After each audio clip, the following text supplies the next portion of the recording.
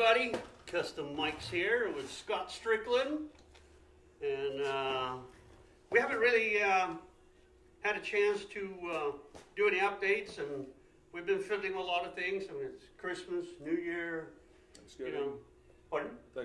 Thanksgiving, all kinds of stuff, and it's not that we haven't done anything, it's just life gets carried on, and I've had a few doctor's appointments to get me ready for the surgery on Wednesday. But Scotto has done a lot of work on the Chevy in areas that normally aren't very sexy, you know. They're lining up doors and setting up templates for the windows, figuring out rubber gaskets, etc., to keep the wind and the rain out of the car and make it less rattly and all those other things that many people don't really put any time into. And especially with a Carson top. Especially with a Carson top, yeah. And you know, Scotto's built that Carson top by himself with his friends. Yeah. With a lot of friends' help, which is what most cars. It's like the MiniMerc. You know, there's probably 20 people that's been helping me with that over the time that I've done it. There's very few cars that are just built by a single one guy, individual, or two people. You know, and even then, usually you have a better half or a spouse or a girlfriend or boyfriend or whatever that is part of the process in the background that are supportive of it. So most of these car builds are kind of a group effort or a team effort, so to say. Yeah. And we were just, I figured I'm going to go behind the camera here a little bit, and we'll walk around and talk a little bit about the things that Scott has experienced as I've tried to guide him through what he needs to do to get the windows to work, line up and prepare for the, we got to sublet the welding of the wing windows and a few other those things, because it's the pot metal and other, whatever you call it, the crappy material that GM has in the wing windows. But we have a guy that can do it. So before we can do that, we got to make sure it fits in the hole. Yeah. And to make it fit in the hole, we have to have all these things lined up. Yeah. So that's the final product that gets fixed, and then we can assemble it. Yeah. So let me put the microphone on, and, you know, get out of the way. And then, you know, why don't we start with the driver's door and talk about lining the stuff up. Hey, Johnny Wood. Oh, Johnny Delapi, I'm sorry. Johnny Delapi. Hey, watching. Tom Drager from Wisconsin. How we doing? All right, so the first thing we figured we'd talk about is that this door, actually we'll get to the wing, but this door is actually, if you look here, this is really wide. And then you look in the front here, and you can see this gap is really tight. And on a car like this, where it has a welded rocker and a welded rocker and a welded quarter, you really want to start with this door lining up to the quarter and to the rocker before you start with the front. And that's kind of what we did on the other side. Let me walk around. Or actually, Scotto did most of the work. And you know, silly things like, where'd you grab that thing? In order to get to the Chevy hinges here, you have to take out the insulation that goes on the inside, and then you got to reach in, and the bolts are in the back there. But you can see the difference here. And this side, the gap's a little bit taller or wider on the top, but it's good on the bottom, and that's because the car is sitting on a lift. Hello, South Carolina. The car and the weight of the back is hanging off the lift right here, so that's going to open that gap up a little bit, and we're calculating for that. But if you can see how decent this gap is, this was the same as the other side, and you, oh my God, we hurt the paint. But that's what you got to do. You got to sacrifice that and take the paint off the metal edges. Find out where they're at. Yeah, to find out maybe they got Bondo on them, and maybe they've been ruined at some point, but to see it clearly where the edges are, so you can then line them up. And the same thing too, you got to line them up in this plane too. And we're still working on this one a little bit, but we got the door to fit really well. We got it to, you know, the chrome to line up, and all the features of the car looking as good as we wanted them to get. And you really have to do that before you start figuring out where the window lines are going to be. Right. And Johnny Delapi asked if this was a 4-door before you started. What was it before you started? This was a Bel Air. It was a hardtop car, and the top had been cut off long before I bought it.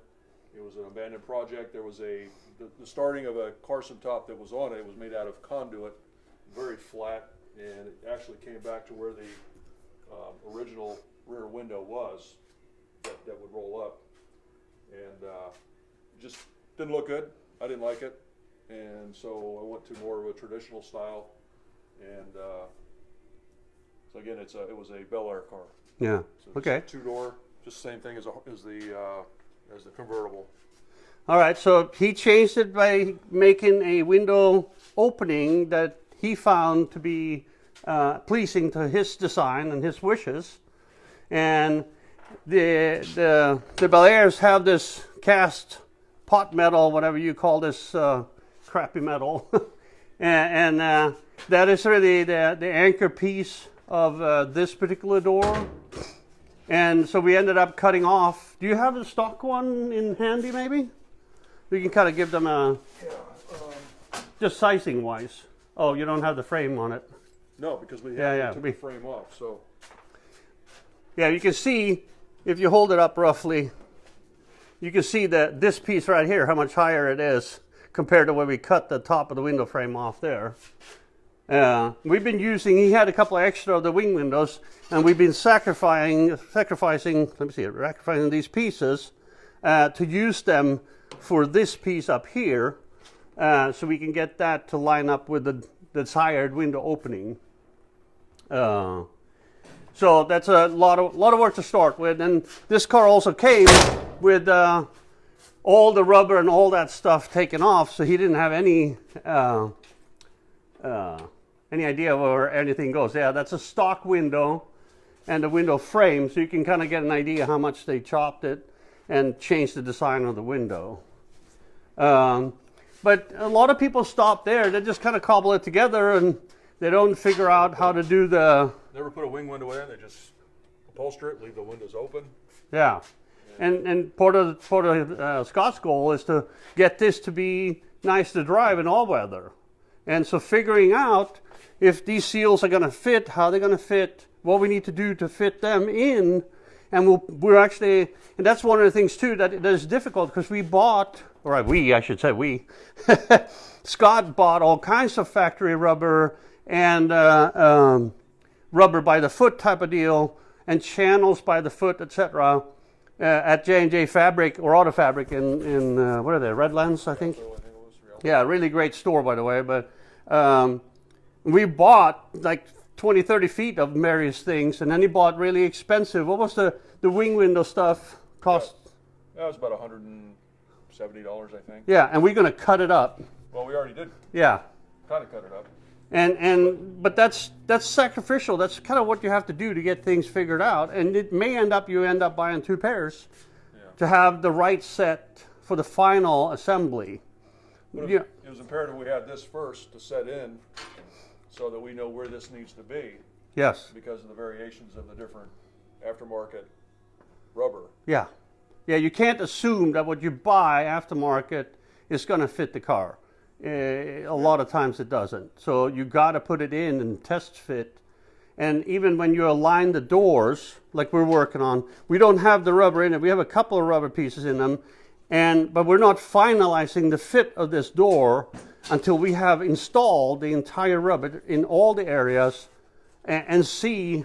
Yeah, it looks like a 10-minute job is what Jeff's saying. Let me ask you this, Scott. How many days have you been monkeying with just the window, the quarter window, or the wing window, the seal for up here, making the templates? I mean, a rough idea. Probably got 40 hours into that, just messing around with that bit. Yeah, and that doesn't count our traveling and going all over trying to find the right stuff. That's after work and on Saturdays. Yeah. Maybe more, maybe 80 hours. Yeah. But if you had to charge for it, it would have been an astronomical sum in order to get it this point, which is why many people don't do this. They kind of just leave the windows out and enjoy it with the top on, so to say. But this would be a driver that's going to go. Oops, I'm monkeying with my microphone again. Sorry about that. It's going to be a car that he's using, rain or shine. And so you got to get some of these things to work and seal properly. But the very core still is. You got to line the panels up before you try to line the glass up or even make it a template. Right. So we got to set this in first.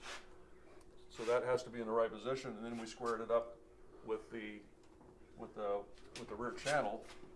The rear channel, which we had to make our own. We bought channel for the window, but we're using a laminated glass, which would be a little bit narrower. Oh, a tempered. Or tempered glass. I'm sorry. Instead of laminated, yeah. And the size was not right for the frame that we're building, so this would not fit in the frame that we're building for the window itself, because this will be a framed window just like the one we showed you a little earlier. It would not fit into there. Yeah. And Jeff goes, do you understand that I'm joking? I figured you had 100 hours in the door. And we get it, Jeff. It's, if you built a car, you know how much time a silly little thing can take, especially if you're customizing it. And finding the right material, like we went to J&J Upholstery in Redline 3 times, I think, on a parts hunt, just buying, and they're really great over there. It's like, if you don't know exactly what you need, they'll give you they'll cut little pieces, like, 3-4 inches or so. Then take this home, test it, see if this is what you need, and so you can figure stuff out. Oh, there you go. Here's the channel. We're going to use what is that? Half-inch square tubing. Half-inch square. And this half-inch square would not ride into this channel. This new channel that we bought and put in place, it just wouldn't fit. Yeah. So that had to go away, and so we got this felt and glued that in. Velour, he called it. Velour, yeah. Yeah. But just a thing, like, how much time do you have in just cleaning off the old stuff off of this Chevy rail? Oh, cleaning and gluing this on, probably just an hour just in that. Yeah, just in one of those, an hour. If you think of shop time at $100, $150 an hour on a custom shop, So this piece had to be square with that piece right there, so that we could build a piece for the window so that the window is square. And then we can cut it out. Then we can cut it out to fit. So this is all rolled down before I cut that out. Where'd it go? Oh, yeah. So that whole piece right there was sitting down in here, so it was square. And then I was able to cut it off for the form that I created there. So now that this whole thing rolls up and down, fortunately I had a bucket of screws and pieces and what have you. When this car, when I bought it, it was just a bucket of bolts. Yep. And laid it all out on the table and to figure out what goes where. Window, everything was taken out of it, and just a coffee can full of parts. And fortunately, I was able to find the right things to fit in there to make it move up and down. And then we cut this out, created the right template, and sanded and made it fit. The great thing about using this wood product, I don't know what you call this stuff. It's just like an MDF, I think is what it is. Yeah, some type of MDF. Yeah, MDF. Is that you can quickly rough cut it, and then you can take you can just take a body, one of these sanders, put some 40 grit on it, and sand the edges, and you can quickly reach the shape that you need. Even if you rough cut it at first, and there was both Scott and I, when this was all square, we'd close the door as much as he could, and then we would draw a line from the inside to begin with, and then he'd take it out, he'd cut it and sand it, and then we mark it, and then we've moved around everything several times. Well, with the door adjustment, we made a little bit. Yeah, so like the door used to hang a little bit, and it was too far back. When we started, we did the rough cut and stuff, but then I said, okay, we're close enough now that we need to take care of the door gap and make it fit in there. Because if the door comes up a quarter inch here, this goes up a quarter inch there, and it goes forward a little bit, and then the whole dynamic of the window functioning up and down changes. So, and this is kind of a pet peeve of mine, because I have so many of my friends that show up and after a paint job, and they want the doors or the fenders or this, that, and the other aligned. It's like the alignment work is done way before paint, because in order, in some cases, and what did I do to this door today, or it was yesterday? Beat on it? I beat on it, I tweaked on it, I scratched it, I chipped it. But that's what you need to do to get a door to tweak into place to fit the body that has been bumped around over 50 years. And in order to get it fit, if you have it painted, there's some times where a corner, for example, has too much filler in it, like this one had. And in order to get this turn to look right, and we still got to work on that one, but we had to cut out both some Bono stuff and some lead stuff to get the radius to look right. If that's painted, we don't have a choice.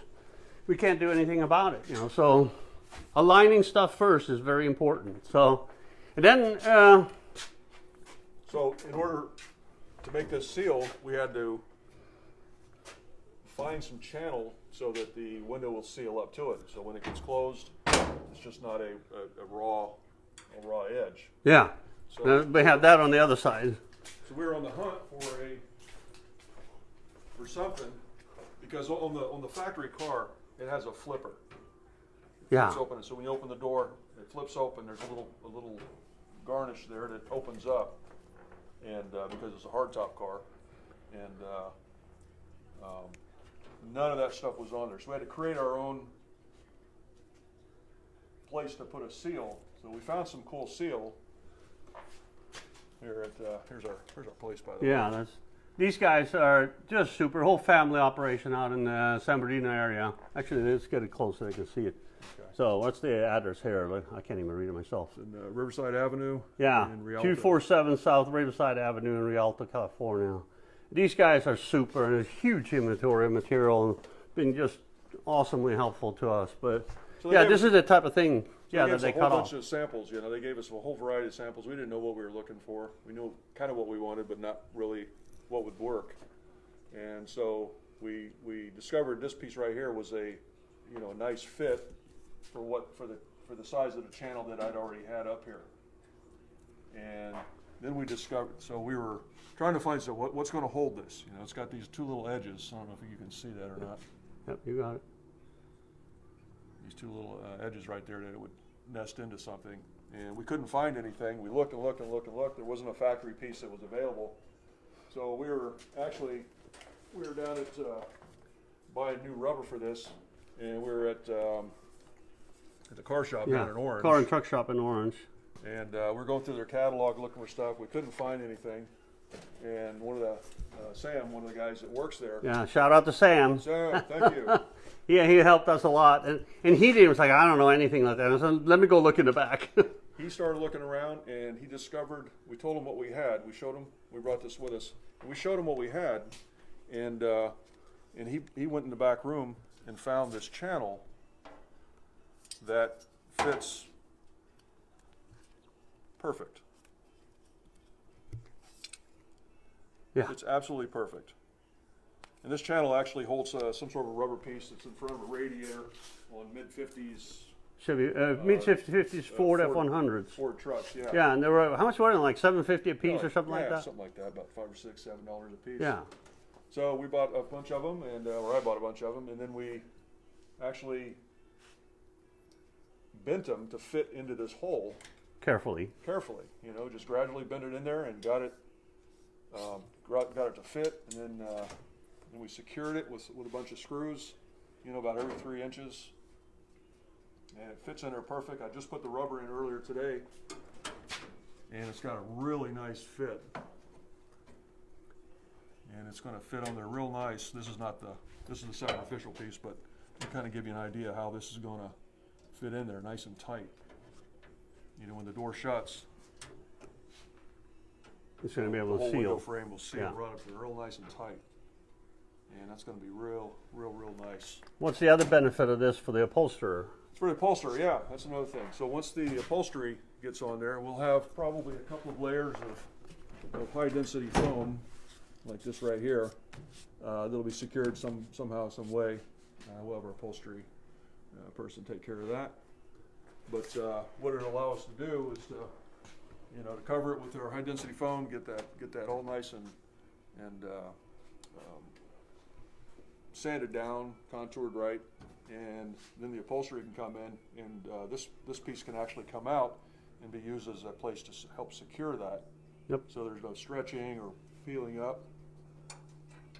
It'll be a really nice clean, and you got that little 1/2-inch piping at the very edge that kind of will cover some of this, so all you'll really see is this black. And now that the car's 2 feet in the air, but when we're looking at it, we're going to look at it at this angle, so you're even barely going to see this rubber once that 1/2-inch piping is on there. And then the clamping force of this in combination with gluing and wrapping around the edges will make this secure. But the key of it is, I think the message here is that details. Yeah, to understand the details and work the details out before paint, before upholstery, all those things. And don't be in a hurry, because you'll never be 100% happy with the car unless you figure these things out. We all make compromises all the time, but don't make compromises and leave stuff out before you go to paint. Yeah. That's why go ahead. I'm not worried about the paint. I mean, this is not a good paint job. This is just this paint's been on it for at least 15 years, as long as I've had this car. Yeah. And if you want it to look different, go get a satin primer job. Yeah. And then run it for a couple of shows, and maybe if you use some colored primer surfacer type material, you can use that to block later on as you finish stuff. But don't put a $15,000-$30,000 paint job on something that you haven't figured out all these little things. Because how many times have we cut and moved and we'd get ourselves in the corner because it wasn't thought of, and it's like, hey, this is too wide, this is too narrow, this is too close, this is and so I guess the message is, it's like, take care of all the details first, figure it out, make it so that it follows what your needs are. And I mean, plenty of people are happy with just having lift off top with no windows. So like the Roaster Boys don't even have, they don't have glass, and they're happy with that. And so whatever turns your crank. In case of Scott's excuse me, in case of Scott, he wants the windows to be sealed and be able to roll them up and down and have no rattles and all that stuff. Drive to Florida. And drive to Florida if it needs to. And we got Jerry Burunda. He's asking what he just started watching. What kind of car is it? Okay, Jerry, it's a 51 Chevy Bel Air. Custom. And Johnny Jalopy, if he's still watching, there's my Florida license plate. Oh, yeah, Johnny Jalopy. Here you go. Keep Florida green. And that's the custom taillights too that Scott did. Very cool. One of the first things I did was the taillights. Yeah. Rewired it. But you see, we have all these rubbers and channels and things in here we bought. So it's sacrificial. Like this is sacrificial. We're not even going to use this because it was wrong. It's too small. Yeah. We can save it for another project, put it in inventory, and use it later for something else. But this was all experimental. Yeah. All experimental. There's no manual. There's no manual for this. Yeah. And I've been working on this for a long time. I've had this car for 15 years. It drives. It's got a small block in it. It's a driver, but I want it to go to the next level. Yeah. And he's taking it to the next level. And like we said before, we haven't done this door yet, so that'll be probably in the next few days. And let's show John the front, or Jerry, I'm sorry. Show him the front. So we're also working on custom headlights from Custom by Spence. And we've been doing actually several different ones, and we're doing them on my MiniMerc too. I don't have the chrome trim rings yet, so I can't put them together and go forward on that. But we've done other things, like we've been working on the corners, welding up the top portion and smoothing that out. I got to do the bottom portion of it. I have done, I did the templates, the quick templates for the filler pieces there.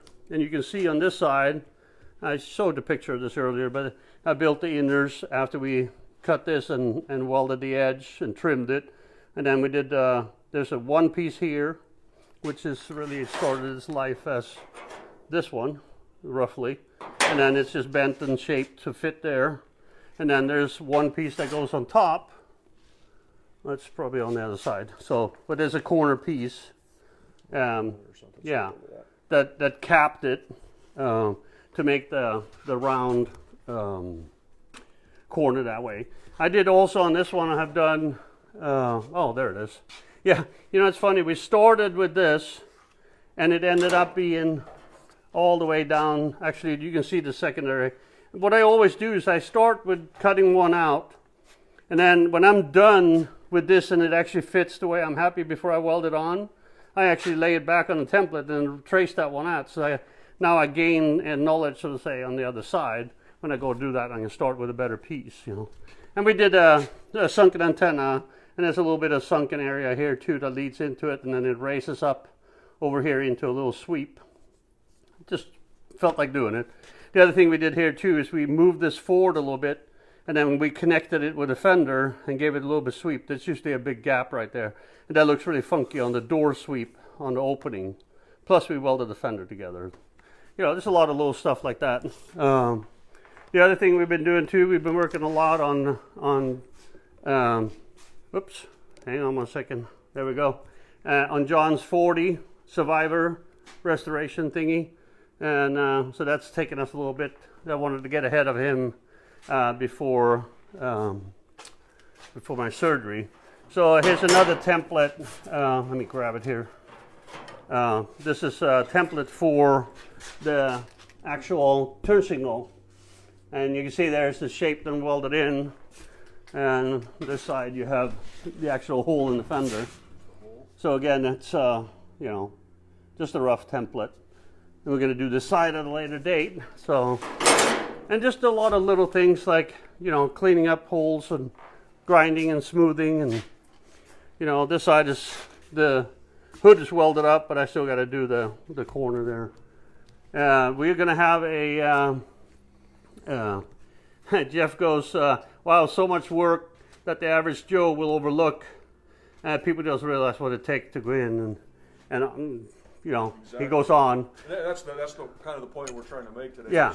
There's so many little things. And you see a nice custom car somewhere, someplace, and you know, this is not my job. I work for a different company. This is just stuff we do on the side. Yeah, this is I do. Yeah.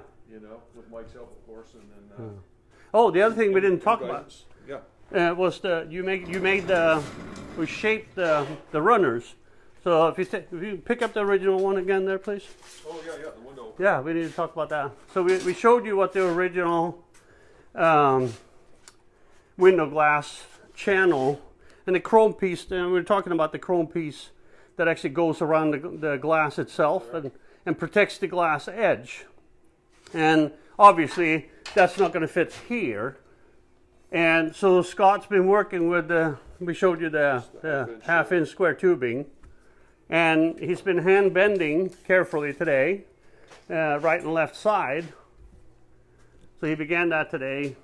Go ahead and hold it up in the hole, you know. So we're bending it to fit, and we're bending it cold. We're not even heating it up. And Scott has a really nice fit into here, and no buckles, because he's being slow and careful. And all he's really using is actually. He's jamming in there and going over here or here, or he's using this piece that he clamped into here to carefully manipulate. Why don't you show him how you manipulate it, kind of with a piece? Well, I you don't have to bend it, but it's just like. So I had another piece that I was using for the other door, and wasn't thinking about the welded piece there, so. I actually started splitting the weld, you know, on the, when I was bending it. So, you know, you just bend it over and create different movements. And I was also using this little bender, to do a little piece at a time. You know, I could, sneak up on the bend, and work it a little bit at a time. Yeah. And it started to started to fit the hole. See, that would be the driver's side going forward. Yeah. And the way, because there was some rust on here, I didn't see where the weld was, didn't look for it, and it started to split. So. Yeah. So when you do something like this, you need to have the split or the seam on the underside, which you're going to cut away. So, yeah. But that's part of the learning process. And Jeff asked again if we cut our own glass when we get to that point, and no, there's no reason to.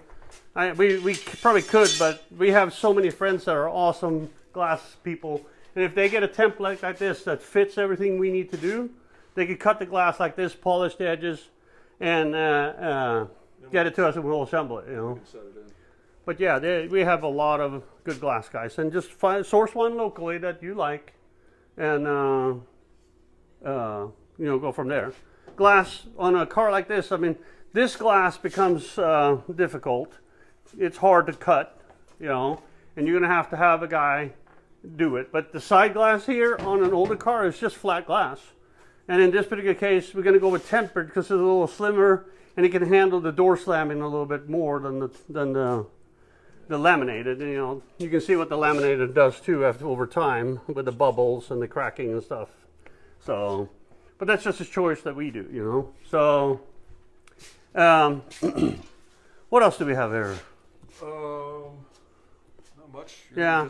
Just did a little bit on the. Well, also just so they know, what we did, and we talked briefly about this, is, you know, I should say, Scott had 4 of these, and when we cut them down, we needed a piece to go from here to here to tie this together, and so we cut a sacrificial piece out of one of the other ones.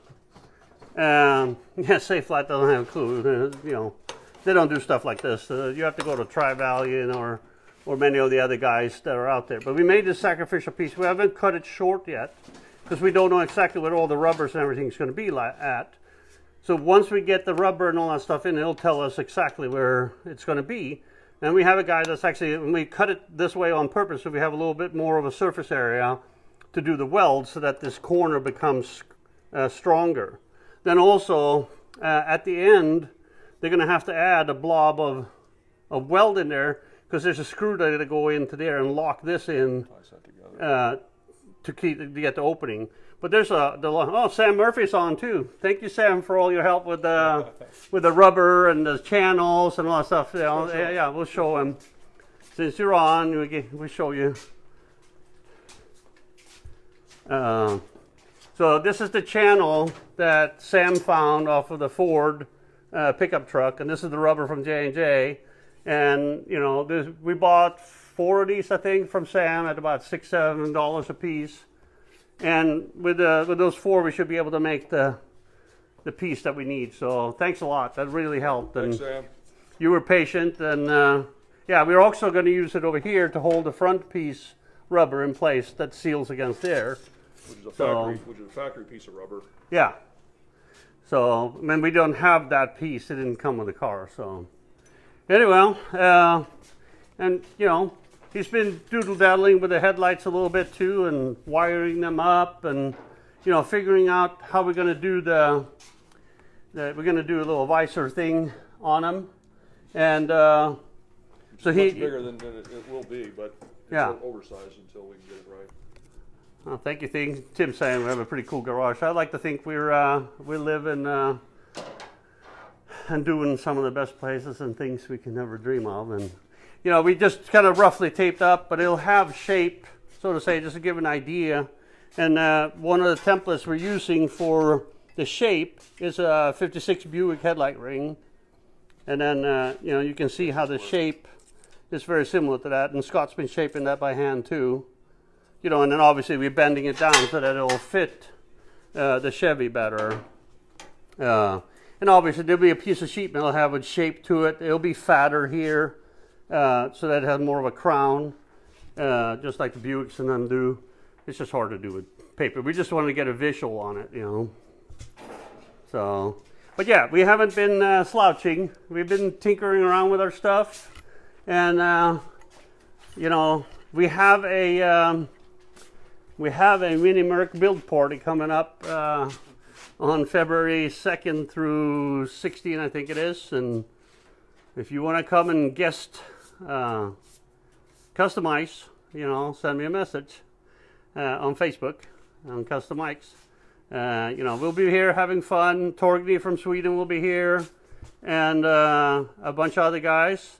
And Scotto will be here. I'll be one-armed and winged, but it should be fun. But I wanted to give you a tease. We've been working on that too, but that's all you get. So it's going to be a couch. We're just tinkering with a lot of little things and moving stuff forward. So we just wanted to give you a little bit of an update of what we're tinkering with, and even such a thing as removing emblems and welding up holes. All those things take time, and some of that stuff we're not showing you. You know, I did one of the things I did on this one was replacing the horn wire up through the steering column, and then I put we put a whole new, oh, where did it go? Yeah, right here. This is the seal that goes at the very bottom of the steering column.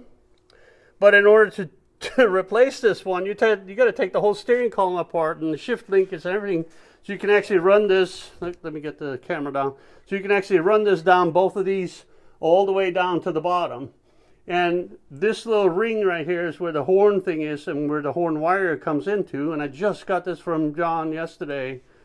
And, you know, a lot of those things, what do I have in that? I probably have, probably 4 or 5 hours just monkeying around with all that stuff. Just to get a horn wire through there, out through the bottom, back up and into the correctly connected on the firewall. So, you know, and just little things like making sure that all the linkages work, they're lubed up and not stuck, and finding the right stuff. And actually today or yesterday, we were missing this critical back bracket that holds the spring. Can you tilt it over a little bit? Oops. And so we didn't have, there's a metal bar, whoops, let me come down a little bit more here. There's a metal bar that goes under here that comes up into here, bent really funkily, and it's hooked to the spring, which is protected by this metal bar. And we didn't have that, and we actually talked about even making that. And at the last minute, when I was at John's house yesterday, one of these transmissions will lay in under his 41 Pontiac, 41 Pontiac, and I'm like, hey, wait a minute, there's all the parts. So we actually took the trannies over here. I got to take it back to him, but there's the old tranny, and we have an old fuel pump going in, and we have a second pumpkin, and that's my lunch. Yeah, and so, you know, we've been working on the rear end, and there's just a lot of things going on. This is a Pontiac 8 out of a 54, and we're actually not going to use that one. He's working on the 6-cylinder that fits into this car that we're going to use later on. So this running 54 with a bunch of rebuild parts on may be available at some point too. So anyhow, do you have anything else to add, Scott? Any thoughts? I think we're good for right now. Yeah. Thanks for joining us. Thanks for hanging out. Yeah, we appreciate it. Along in our madness. Yeah, and Martin goes, I should get Ian Russell to work on our car. He can usually transform a car in an hour or two at most. So, yeah, we should. I've been binge watching that on Motor Trend, I think. Yeah. You know what the best part about Ian's show is that it's an hour long, and they cut weeks worth of work into an hour. Right. So, Martin, that's the key. Can you come and help us cut our time down into an hour? We'll have all that stuff done in no time. JR asked what's for dinner. We had some leftover Lucille's ribs. Yum, yum, yum from yesterday. We actually had a welcome to Customikes party for our new Dream Team member, Wes Nielsen from the Wes Nielsen Company and the Daily Driver Project. And so we got some for that. So anyhow, I think that's pretty much coverage for this time. I appreciate you guys hanging with us here at Customikes, and until the next time, see ya. Take it easy. Thanks.